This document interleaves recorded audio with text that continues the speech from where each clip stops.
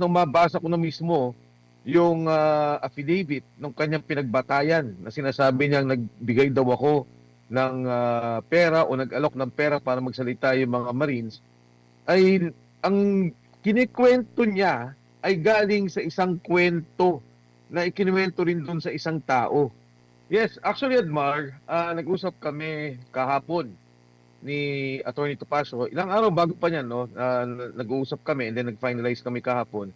Kasi nga batay doon sa Sampina. Ito rin yung Sampina noong kung hindi nyo kung maalala ninyo, no, mga 1.5 months ago, na Sampina sa amin ng 18 Marines, parehong pareho na para bang kinapipage yung sinasabi nga ni Attorney Topacio. And minabuti namin ni Attorney Topacio na sabi niya, hindi ko na kinakailangan pumunta, siya magtutungo doon at batay doon nga sa aming pag-aaral o doon sa aming nakikita, ay pwede kami magsampa ng kaso laban kay Attorney Matibag. And particular siguro matawag ang atensyon ng NBI dahil nga sa mga ginagawa lang ganito na para bang, alam mo yung kaso na binabanggit, nung unang banggit ito ni Senator Alan Peter Cayetano sa Blue Ribbon Committee na pinamunuan ni Senator Dante Marcoleta. Sabi niya, di ba, sabi niya Marites, itong pinapalabas ni Attorney Melvin Matibag ng NBI. Eh, hindi ko pa alam yung mga panahon na yon. Tapos nung mabasa ko na mismo yung affidavit ng kanyang pinagbatayan na sinasabi niyang nagbigay daw ako ng pera o nag-alok ng pera para magsalita yung mga Marines, ay ang kinikwento niya ay galing sa isang kwento na ikinuwento rin doon sa isang tao. Kaya nagulat ako, no, at para bang talaga marites yung nangyari doon sa kanyang pinagbabatayan. At ako nga, nung nasa committee pa lamang, hindi na rin ako nagkaroon ng pagkakataong sumagot. Nandun din naman ako. Kasi mismong yung mga Marines na ang sumagot tungkol dito at nagbigay ng kanilang pahayag. Katunayan, sa kauna-unahang pagkakataon, doon ko lang din nakita, no, na medyo naiyak yung mga Marines dahil nga yung kinalalagyan ng kanilang mga sarili, partikular yung namatayan ng kapatid, no, si Sergeant Manalansa, na talaga namang naapektuhan lahat nung nanonood na nandoon. Kaya medyo hindi maganda, no, yung resources ng NBI nagagamit sa hindi tamang bagay. Imbis na tingnan, imbestigahan yung korupsyon, eh ginagamit to para sa panggigibit ng mga tao, pang-iipit, pagkakaso sa mga tao na nagsasalita tungkol dito sa korupsyon. Opo. So, ibig niyo pong sabihin yung sinasabi nilang meron daw kamag-anak, hearsay lang din yung kanyang information na natanggap? Walang ano, Admar, kasi ikinuwento nung sinasabi niya may nakaw, yung balang ano daw, biyanan. Yung isa daw sa mga Marines ay biyanan niya at naikwento sa kanya. So ito naman ang ginamit para gamitin doon sa affidavit. At kung tutusin, kung itong pagbabatayan ng NBI, hindi parang pangalawang kwento sa kanila na sinasabi lang may suhol at bigla nilang sinabi lang sa komite. Eh, hearsay nga yun eh. Narinig nyo naman mismo yung mga Marines na nagsalita nung sila ay nasa komite at kung ano mga kanilang pahayag tungkol dito sa 5 million na binabanggit. Opo.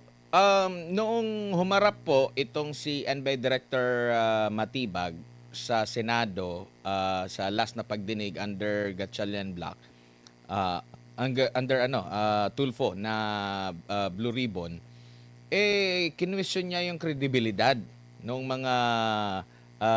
mga Marines. So ibig sabihin, may double standard doon sa kinwestiyon dito sa kanilang naging testigo, hindi kinwestiyon yung pagbabahagi ng impormasyon. Yun na nga, Admar Di ba, itong mga taong to, ang sabi nila, si Saldico ang mastermind. Di ba, may kaso na silang isinampa kay Saldico. Ito ang mga taong kasama ni Saldico na may sinasabi natin personal knowledge, may kaalaman. Sila mismo ang kasama doon sa pagdi-deliver ng pera. Imbis na imbestigahan yung kanilang binabanggit, ay sinasabi na naman na questionable yung kanilang kredibilidad. Kaya hindi mo din maintindihan Kung ang mastermind, sinasabi nila ito ang siyang pinuno ng korupsyon na nagaganap sa ating bansa, bakit itong mga bataan o yung mga tao niya na nagsasalita, ay sinasabi naman nila walang kredibilidad at walang batayan yung mga sinasabi. Una. Pangalawa, walang motibasyon ang mga taong to. Mga sundalo to nagsilbi sa bayan, nakita nila yung flood control investigation at ngayon nagsasalita sila na ito yung nalaman namin, ito yung nakita namin. Kaya nga, di ba dapat imbestigahan ano ba yung sinasabi nila?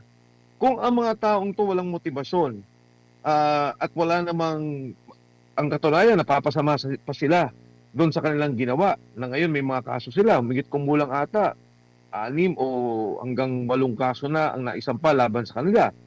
Maaari silang makulong. Malalaking tao ang kanilang pinagsasalitaan. Kaya kagulat-gulat ito mangyari. Pero may isang nagchismis na ikinuwento daw nung isa na hindi naman natin alam kung totoo o hindi. Pero ito na, may sabpi na, iimbestigahan nila. Kaya makikita mo talaga na takot sila sa investigasyon ng Blue Ribbon Committee at takot na takot silang magsalita. Itong 18 dating kasundaluhan natin. Katunayan, kaya nga pinuspone o nag-lockdown ang Senado at ayaw nilang magkaroon ng hearing bukas dahil hindi lamang sa karagdagang sasabihin ng 18, may 14 pa na magsasalita tungkol dito. Kaya magtataka ka, pilit nilang sinasabi na kailangan magtrabaho ang Senado. Yung mayorya hindi pumapasok, yung grupo ni Senate President Alan Cayetano. Pero ngayon nagtatrabaho naman, all of a sudden, NBI na naman na sinasabi may threat at maaaring may kaguluhan sa Senado at dahil dito ay hindi sila magkakaroon ng trabaho. Isasara muna nila ang Senado. Opo, Congressman Mike, nabanggit mo na yung Brave 18 tapos meron pa ang kataga, nabasa ko lang sa sa post ni General Pokis, merong Valiant 14 ba yun? Or Fearless 14, meron pang Valiant 7. Ito bang nababanggit na mga karagdagan na magsisiwalat pa? Ito ba yung mga kasamahan din nila sa pagkakaalam nyo po? Yes, Admar. Hindi ko pa sila nakakausap. Hindi ko pa sila nakikita. Ang katunayan, ang nakita ko pa yung 7 na binabanggit nung una pa lang. Di ba, 7 ang sinasabing lalabas. At nagulat ako, maaaring nagbigay din ng lakas loob to doon sa ilan nilang kasama. Nakita nila yung 18 at nakita nilang ginigipit yung mga kasamahan nila sundalo. Sila mismo ang nagboluntaryo magsalita pa. Hindi ko alam kung sino sila, kung anong mga sasabihin nila. Pero ang mahalaga dito sa lahat ay handang magbunyag pa at lumabas pa mga tao, mga kasunduluhan dati na magbigay alam kung ano ba talaga itong nangyari. Kailangan natin to, Admar and MJ, tingnan ng kabuuan. Kasi kung titingnan ninyo, ang unang nagsalita ay si Sergeant Orly Gutesa. Sinabi niya, di-deliver kami ng pera, may binanggit siyang mga detalye, no, kung saan dinideliver sa mga bahay. Kalaunan, lumabas si Saldico. At nagsalita rin si Saldico, sabi niya, totoong lahat ang sinasabi ni Sergeant Gutesa at katunayan may idinagdag pa siya. Ngayon naman, lumabas ang 18. Itong 18 to, sinasabi nila, ito pa yung mga pinagbigyan mo namin at ito pa yung aming nakita. Kaya dahan-dahan lumalabas ang katotohanan pero mapapansin mo, pilit nilang pinipigil, pilit nilang hinihinto, pilit nilang binubusalan yung mga taong gusto magsalita. At itong Blue Ribbon Committee hearing na lang sana ang bihikulo para marinig itong mga kasundaluhan natin na may kaalaman. Pero ayan, katulad ng binanggit ko, ay nung una, nakalimutan kong banggitin ko to, Admar, NJ, nagpunta sila doon sa pinatawag ni Senator Raffy Tulfo na, Erwin Tulfo na consultative hearing, no? Consultative hearing na yung binanggit nila. Hindi nila siguro inaasahan darating yung mga sundalo.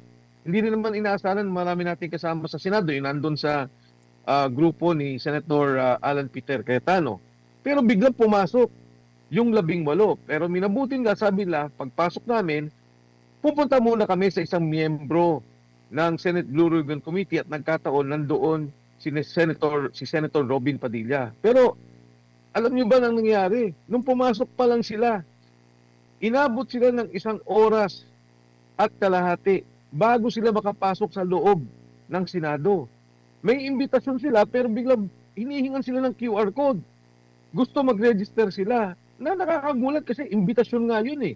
Hindi mo na kailangan ng QR code para doon. Yun ang nangyari. Kaya yung sinasabi lang hindi pupunta, hindi tumuloy. Nako, kitang-kita, nandun sila. 1 kalahating oras magmula doon sa gate sa labas hanggang doon sa lobby, makikita mo pinaghintay sila. Doon lang sila nakakyat at nung pwede na silang bumaba, ayun, hininto na yung Blue Ribbon Committee hearing. Ay, yung consultative hearing na patawag ni Senator Erwin Tulfo nakasama si Senator Erwin Gatchalian. Opo, Kung Mike, si MJ po ito. Sir, paano po yun?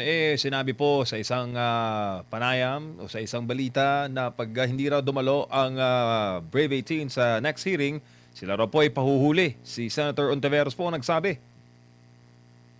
Hindi ko na sila maintindihan eh.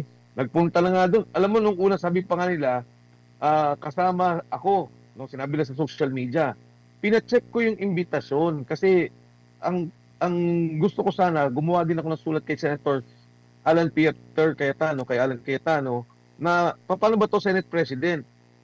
Naguguluhan kami, gusto kong malaman kung anong direksyon mo since you are the Senate President. So nakita ko yung sulat ni Senate President Alan Cayetano. Sabi niya, hindi yan ang legitimate Blue Ribbon Committee. At basically, sinasabi niya, hindi ko naman kayo pinagbabawalan, pero hindi kayo covered ng rules ng Senado na may ibibigay namin sa isang legal na rules of procedure, sa isang legal na hearing na gagawin ng Committee on Blue Ribbon. Nagpunta na nga doon, hindi na pa naman nila pinapasok. Bigla na lang silang na nagsabi na hindi na daw tuloy. Parang ang binanggit pa nga dahil nagkagulo daw sa Mindanao. Yung Mindanao, ang aga-agang nangyari yon, nandun na yung mga sundalo. Alam nila na nandun yung mga sundalo dahil informed naman yung committee, informed yung kanyang staff noong Blue Ribbon Committee. Pero yun nga, kung magpapatawag sila, walang problema, pero hindi sila pwedeng mag-contempt dahil hindi sinuway ng 18 Marines ang kanilang panawagan. Hindi sinuway ng Brave 18 ni Atty. Baligod ang kanilang panawagan. Nandun sila. Katunayan, nandun din ako sa labas na kung sakaling mababanggit ang pangalan ko at kailangang papasok din ako. Yung problema, wala naman talagang imbitasyon. So yung sinasabi lang contempt has no basis. The Brave 18 were there. Nandun ang si Atty. Baligod. At anytime, magpatawag sila, a-attend ang kasundaluhan.